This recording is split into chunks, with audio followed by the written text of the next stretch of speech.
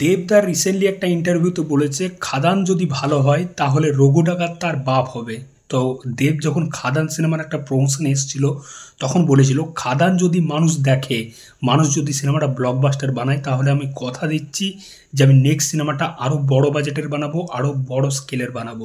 সেরকমটাই কিন্তু দেবদা করেছে, দেবদা তার কথা রেখেছে। আজকে খাদান এত বড় ব্লকবাস্টার হয়েছিল বলেই কিন্তু রঘু ডাকাত সিনেমাটা আমরা পাচ্ছি। খাদান দর্শক এইরকমভাবে দেখেছিল বলেই কিন্তু রঘু ডাকাত সিনেমাটা করার সাহস পাচ্ছে দেবদা বা প্রোডাকশন হাউস। এই যে রঘু ডাকাত সিনেমাটা, রঘু ডাকাতের অ্যানাউন্সমেন্ট হয়েছিল 2021 সালে। তারপর সিনেমাটা সেলফ হয়ে যায়, নানা রকম কারণে ডিলে হয়ে যায়, কখনো বাজেটের প্রবলেম শোনা যায়, কখনো স্ক্রিপ্টের কাজ বাকি আছে শোনা যায়। মানে আলটিমেট যে প্রবলেমটা ছিল সেটা হচ্ছে বাজেটের প্রবলেম, এবং তখন মাস কমার্শিয়াল অ্যাকশন সিনেমা মানে কেউ করতে চায়নি, সেই রিস্কটা নিতে চায়নি বাংলা ইন্ডাস্ট্রিতে। কারণ মাস কমার্শিয়াল সিনেমার অবস্থা খুবই খারাপ ছিল, একমাত্র জিদ্দাই করছিল, কিন্তু সেই সিনেমাগুলো সেরকমভাবে চলেনি। তো সেই জায়গায় দাঁড়িয়ে কেউ কমার্শিয়াল সিনেমাতে হাত লাগাচ্ছিল না। তারপর থেকে তো এসবিএফও অন্য টাইপের সিনেমা করে। দেব তখন প্রজাপতি, টনিক, প্রধানের মতো সিনেমা করছিল, যেগুলো সাকসেসফুল সিনেমা ছিল। কিন্তু দেবদা মানে এই অ্যাকশন ধর্মী সিনেমার থেকে অনেকটাই দূরে ছিল। তারপর যখন খাদান তৈরি হয়, খাদান কিন্তু আজকে না, প্রায় 2 বছরের একটা প্ল্যানিংয়ের সিনেমা। প্রায় সিনেমাটার কতদিন ধরে প্রমোশন হয়েছে দেখেছো? প্রায় 2 মাস 3 মাস আগের থেকে। এবং দেবদা যখনই একটা বড় স্কেলের সিনেমা কিছু করে, দেখবে মোটামুটি যে সিনেমাগুলো করে প্রজাপতি বলো, টনিক, সেগুলোর কিন্তু প্রমোশন ভালো করে। আবার যখন খাদানের মতো একটা এত বড় স্কেলের সিনেমা, এত বড় বাজেটের সিনেমা করছে, তার প্রমোশন কিন্তু আবার সেরকম লেভেলের করেছে, পুরো বেঙ্গল ট্যুর করে দিয়েছে, যেটা আজ পর্যন্ত কোনো বাংলা সিনেমার ক্ষেত্রে দেখিনি।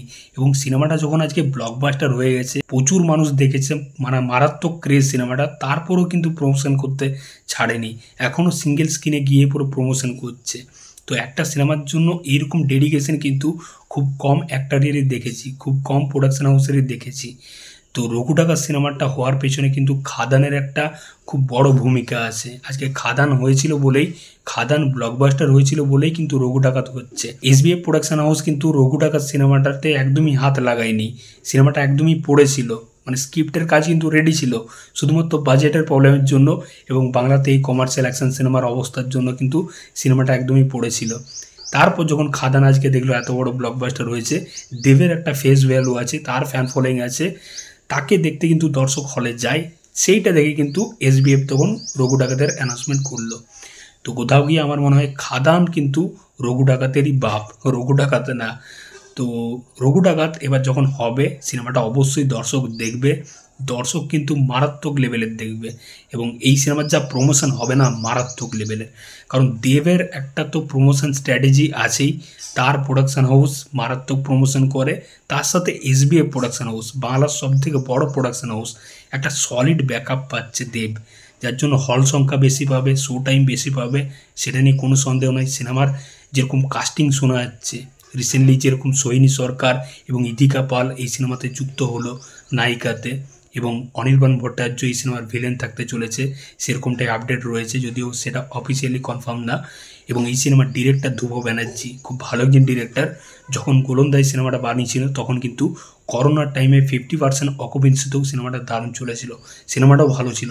দেবকে কিন্তু একটা অন্যরকমভাবেই প্রেজেন্ট করেছিল, একটা অন্যরকম চরিত্রে, মানে একটা ঐতিহাসিক চরিত্র ছিল সেটাও, এবং এটাও একটা ঐতিহাসিক চরিত্র রঘু ডাকাতের যে ক্যারেক্টারটা। তো তোমাদেরকে মতামত অবশ্যই জানিও, এবং রঘু ডাকাত নিয়ে তোমরা কতটা এক্সাইটেড অবশ্যই জানিও। চললাম, আবার দেখা হচ্ছে পরের ভিডিওতে। এই চ্যানেলে নতুন হয়ে থাকলে অবশ্যই সাবস্ক্রাইব করে যাও, চললাম।